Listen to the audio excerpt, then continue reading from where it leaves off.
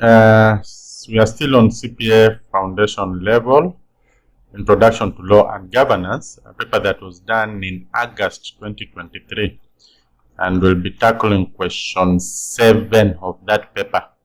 So question 7A, distinguish between corporate governance and ethics. Corporate governance and ethics. Now, we will, I think the easiest distinction here that the examiner wants are basically the definition. So we'll define what corporate governance is and then define what ethics is. Corporate governance, what is it? Corporate governance are basically the systems, the practices, the processes, the procedures, the structures, and we can go on and on naming them, that have been put in place by a business, put in place by an organization to basically safeguard the interests of the stakeholders, the various stakeholders. There are so many stakeholders in a business venture or an organization. So we are saying all the practices, the processes, the systems, the procedures, the structures that have been put in place to ensure that all these stakeholders' interests are met and satisfied. That is what corporate governance is all about. And of course, we have the principles or the pillars that guide corporate governance, which I'm so happy the question 7C is basically asking of those, you see, the 9 corporate governance practices. So I think we'll have enough time again to expound on what we mean by these practices, which we've just captured here in our definition when we'll be tackling question 7C. So corporate governance, the systems, the practices, processes, procedures, structures that have been put in place by an organization to safeguard the interests of the various stakeholders of an organization, or basically all the stakeholders in an organization. What about ethics? What is ethics?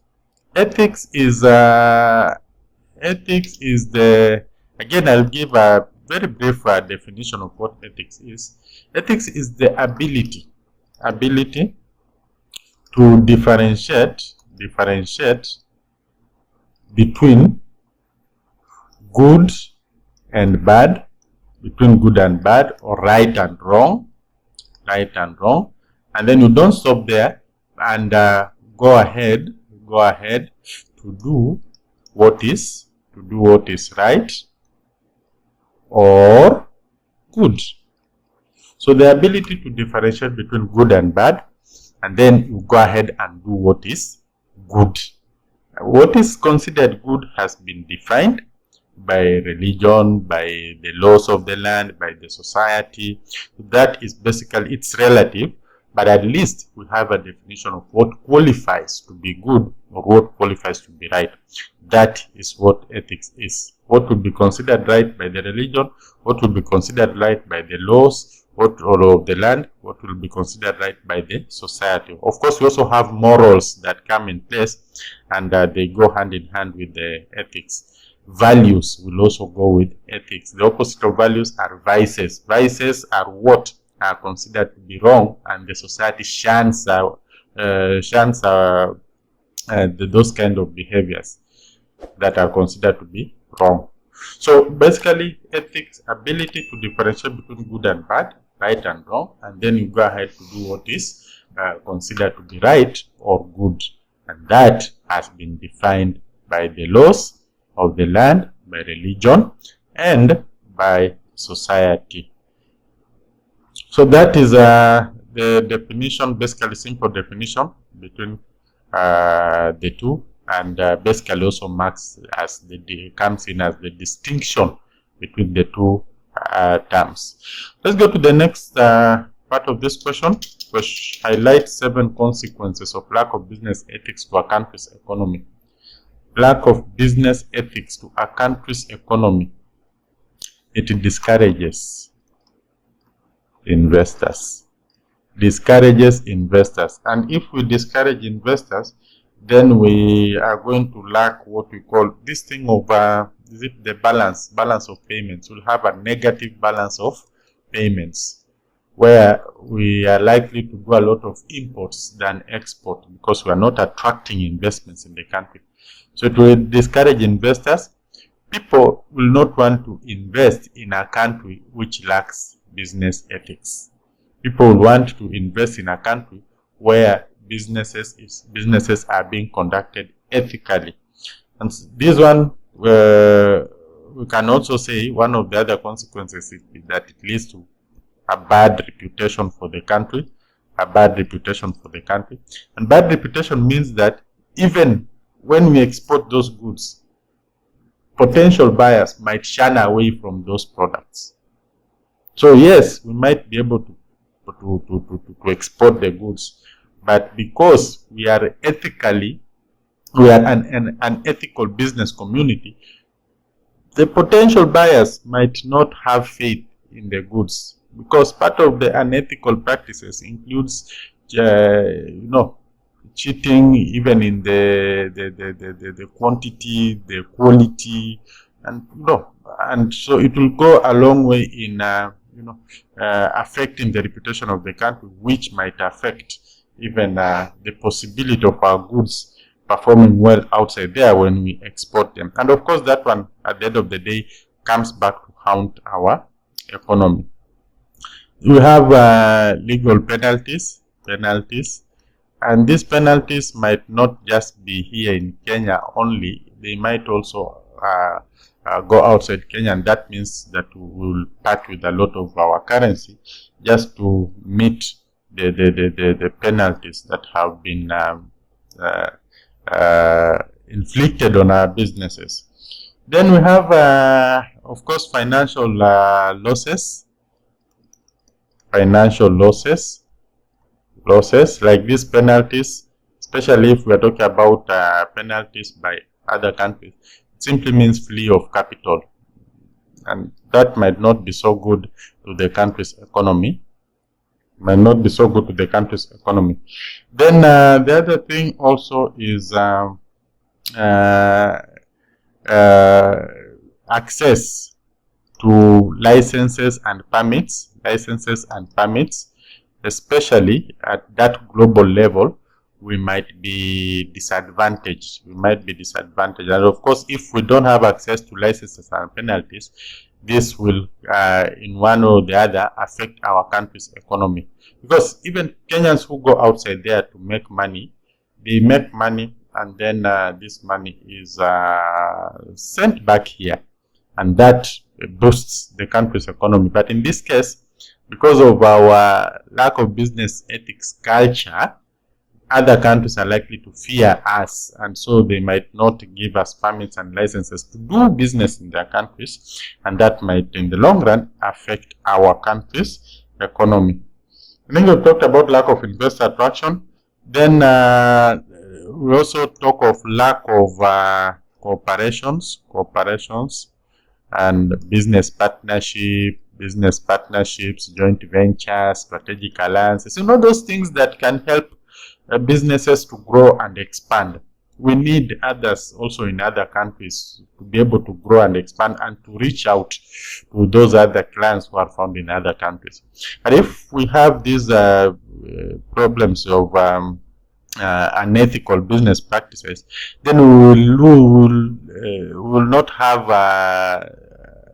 partners, will not be in a position to form strategic alliances, and this goes a long way in destroying our country's economy, because we cannot expand and maximize on our opportunities.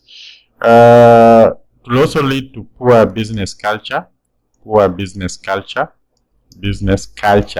just among ourselves. If we have poor business culture, every time we just think of stealing and doing other immoral stuff, at the end of the day, will be a country that is so much used to shortcuts. And if you are so much used to shortcuts, then the booming economy that we expect, which is normally as a result of the processes they say trust the processes. But in case of this, if you're talking about a culture of unethical kind of culture, in most cases, people will not be patient enough to trust the process. And so at the end of the day, we become a country of thieves and the group, and we'll end up even counterfeiting our currencies. Everything is counterfeit, and that goes deeper into affecting the country's economy. We talk of emergence of things like black economy, emergence of black economy. And this hurts the economy directly because businesses are done, we have a lot of underdealings. And with that, of course, the country will not be in a position to collect taxes, will not be in a position to collect taxes because businesses are being done off the market, really. They are not being done openly. So there will be a lot of black economy, illegal businesses, and that will lead to a lot of fraud. So business is there, but country is not collecting revenues. That affects definitely the country's economy. We are talking about things like, I talked about black economy. There's also, at the end of the day, we had lack of business ethics also hurts stakeholders, many stakeholders at the expense of a few. And that will go a long way into affecting again the economy in terms of collection of taxes.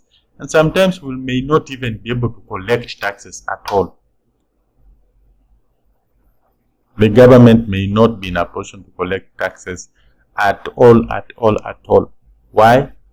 Because of those underdealings. That becomes a very serious problem.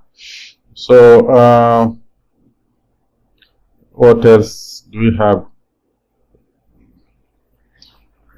We also talk of harm to individuals. Yeah, hurt stakeholders. I think I have that one here.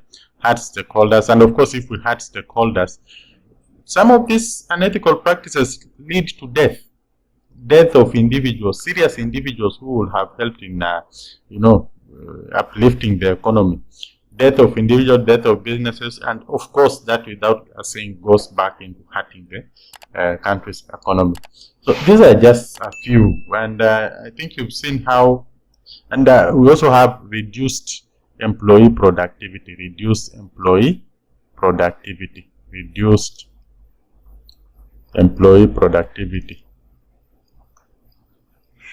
And this is very common, especially when even the employees are now stealing time. That is an unethical practice.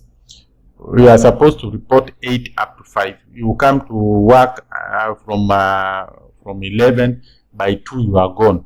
That is reduced levels of productivity, and it's simply because of unethical practices. Those are sums up to unethical conduct. And at the end of the day, of course, it hurts country's economy because you are supposed to be productive. For all the 8 hours, you're only working for 3 hours. So that eventually hurts the country's economy because you'll be paid at the end of the month. For what? And you've not done anything. You're just doing your own stuff. So there's quite a lot that come with lack of business ethics. It definitely comes back to affecting the country's economy. At the end of the day, we will borrow money to pay you, and you've not produced anything, and the country will not be able to repay its debt, and that spiral, the negative trajectory goes on and on and on and on until we end up in a ditch. So these are just some of the points that might be the consequences of unethical business practices to our country's economy. Reduced employee productivity as a result of discouraged, employees can also get discouraged because others are not doing as much as they are doing, but they are earning the same amount of money, so it might be a consequence. Discourage investors, it leads to bad reputation, legal penalties, financial losses, access to licenses and permits might not be easy, or we might be denied access to licenses and penalties. licenses and permits, lack of cooperation with other willing business ventures, poor business culture. Yeah, all those are points. Then step 9, corporate governance practice that could enhance the performance of an organization. I think we answered this question in question 6. It's kind of a repetition. I will say so. Maybe let me just get back to question 6. Highlight 5 pillars of corporate governance. These pillars of corporate governance are actually, they form the corporate governance practices. But I will just go on and mention them. And this one I'm taking from directly from the Institute of Certified Secretaries as being the pillars. So number 1, we have ethical leadership. Ethical leadership.